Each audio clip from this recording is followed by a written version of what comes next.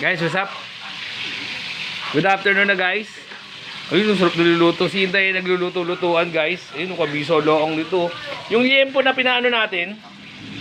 Yung liempo na talagang pinanipisan ko yung cut niya. Ayun, no? Para crispy. Kabiso to guys. Ayun, no? Tapos magsasangag siya ng kanin. Siyempre meron tayong gulay. Tapos may pinya tayo. Gusto pa nga ata magluto ni Inday nito. Lumpiang Shanghai. Kabisa lang yan sa magsasangag si Inday. Kabisa lang yan guys. Ito manipis to guys. Pinanipisan ko talaga to. Ayan oh. Para maiba naman sila. Diba? Sarap lang yan. Meron tayong, anong tawag dito?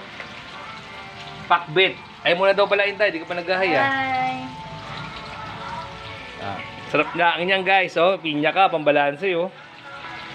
Sumabisa na yan guys. Pabor na ba kayo sa butot na yan guys. Ayan oh. Sarap lang talaga niyan. Ayan oh. Pinanipisan ko lang yung cut niyan guys. Parang bacon dating. Pero syempre moderate lang tayo dyan. Hindi naman tayo pwede masyado dyan eh. Dahil baka madali na naman tayo. Sarap yun guys. So yun lang guys.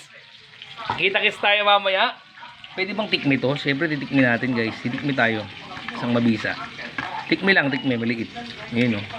Siyempre kailangan titikmi mo yan. Ayan o. Hop. Daya.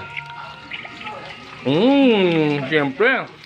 So yun lang guys. Kita-kits tayo. Mabisa na yan mamaya pag naluto yan. Ayan o. Pinya natin. Laki o. Pambalanse. So kita-kits tayo mamaya guys. Siyempre pa.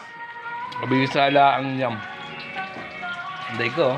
Busy ang Inday ko. Sarap lang. Busy na nga kong mabisa. Ayun o. Ay, naku, ewan ko lang.